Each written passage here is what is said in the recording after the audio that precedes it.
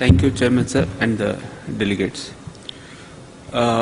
We have actually taken a lot of initiatives in the healthcare sector in the country, and one is end-to-end workflow automation system like ERP for the hospital, for a tertiary care hospital, which can be scaled down for a secondary or a primary care hospital also, which has all the functions like registration to even operation theatre management, scheduling, pharmacy, in-pharmacy, all the features, whatever are required. Now, another important initiative which NIC has taken in the country is Central Government Health Scheme Management System, where all the central government employees and the pensioners are usually they get the benefit, and there are wellness centers all over the country, and this is a centralized architecture. Health cards are given to the employees or the pensioners or the beneficiaries and their family members, and they walk in, and doctors actually they use the system to prescribe also. So totally automated system, and all the health records are available, and immediately when he draws a medicine is being issued, he gets an alert also. This is actually been issued. So such system also successfully we are implementing for the past few years.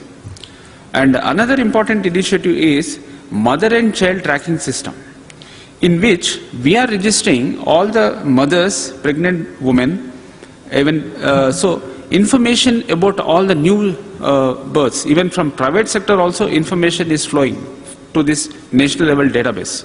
So typically for data, the ASHA who works in the community, she collects the data of the beneficiaries, mother and children, and gives to the ANM. She registers and records all the data, and then ANM goes to the community. She provides the services, and like whatever medicines are to be given or immunization has to be done, that services are rendered.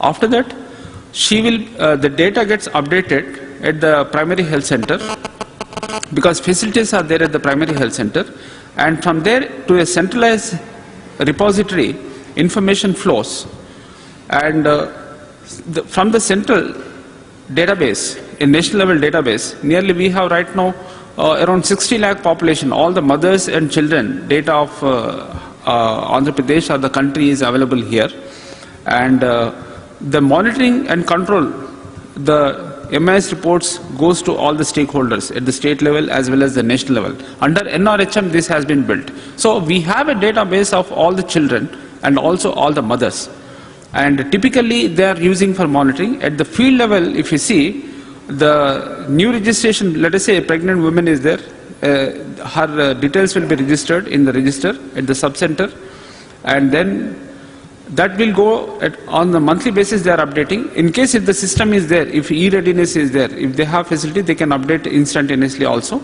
Based on this information, work plan comes to the field level health worker, and based on that work plan, she will be visiting every day. Okay, which for example, which mothers are old cases, third visit of Lata so-and-so, or TT2 he has to be given to so-and-so, so PNC visit for Lakshmi. So this action plan, in some states, early morning an SMS goes to the ASHA worker so that which houses are to be visited and what services are to be delivered. This is a system is in place. Now, we have also started building national, because as our chairman has rightly pointed out about the manpower, in the ratios, alarming ratios of manpower. So in India, even the data, whatever data is there, even the ratio is, see, our country has less number of medical professionals. Even that medical professionals information also is not available. How many are working, how many are gone abroad, how many are retired, so all this information also is not available. So on 14th February, we have launched a national portal for the nursing. So we wish to capture all the information of the nurses, even right from the student stage onwards. Students, either private, those who are studying in the nursing schools, in the private schools or government schools, all the information of the nursing students, and after qualifying, the registration information, the legacy data. There are thousands of records are there.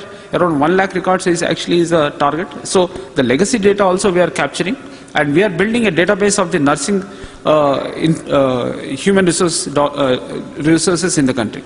Similar initiative we have started with the MCA. We are registering a national live registry of the doctors.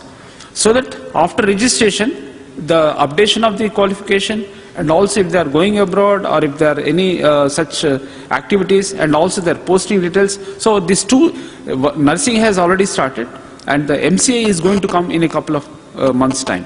So then we will have a live registry of the nursing population as well as the doctors population in the country. Based on that, we can take planning and decision making is easier.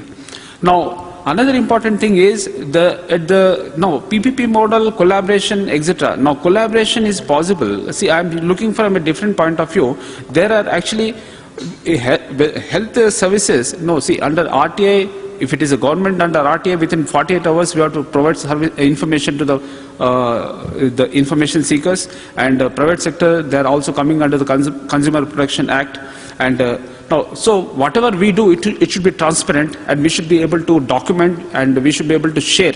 So either private or public, that is actually the rule of the game. Now, there are so many standards, around 60 standards are there internationally for recording or for rendering the services in the health sector. So these are all the standards. So now, apart from that, now we have, with the help of this, we will be able to create a standardized and electronic medical records.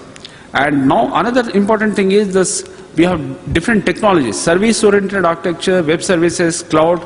So these are the technologies, and these standards facilitates free flow of information to a central repository. Now we have mother's information, children information right from birth or even before birth. Now to that information, if the particular child has undergone some treatment in a private hospital, the hospital can treat and also share that information to the central repository, so that what actually can happen is the same investigations need not be carried out again and again by different investigation agencies or the hospitals. As a result, patient, see, what the citizen requires is, he doesn't see, if I go to a hospital now, and if I am referred to another hospital, the specialist there requests me to undergo all the investigations which I have undergone. That means either we are not believing on the other hospital. If you don't believe, we have to cancel the license of the other hospital or the investigation center which has given the reports. Or we should enforce a standard. So first is the standards are to be enforced. For enforcing the standards are well defined. Now once the standards are there, electronically the information can reside.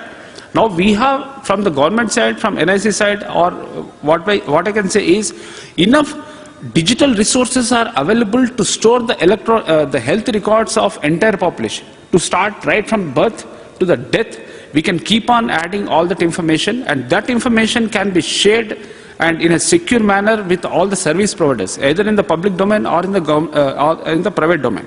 So as a result, what will happen is, we will be able to collaborate. Collaboration from technology point of view is feasible now. So this is what actually I wish to say, so that important thing is, once this is there, once standardized information flows through a cloud architecture, health cloud in the country, then we will be able to collaborate in a much better way. And for the service, for whatever a private sector has contributed or whoever may be, based on the service, based on the standard, the payments or other payments can be made. So technology is available, standards are available, and already some initiatives are taken. Now we should take advantage of all this and try to address the issues of IMR, MMR, because we need to even achieve the Millennium Development Goals, to achieve the Millennium Development Goals by 15th. And this is what hospital portals, individual hospitals have their portals, and the ministry, state and district and block users can interact, and state and government hospitals data, MCTS database, and private hospital database and other institute database can be at a single, because ultimately all are serving the same citizen or the patient. The database can be there, and all of them can interact and share this data and add their, they can build their services over it, and the information can be shared. For example, a specialist is there, he wishes to see a review the health record of a particular patient. On his mobile, information can come to him for the services, whatever he has rendered for the patient, he can also bill, and he can freely move from one hospital to another hospital. And so this type of collaboration is possible technically. And if you want for a level playing field, we from the government side, we already build the databases, and over and we can provide access in a secure way to the, of course, for that the non-technological understandings have to be there. Otherwise, technologically, it is feasible and infrastructure is also available. So, for reports, for control and monitoring, scheduled reports, dashboard reports to the stakeholders can be rendered from this centralized repository. So this way we can share and we can avoid, because this is one thing. Another is the basic, yeah, this is it.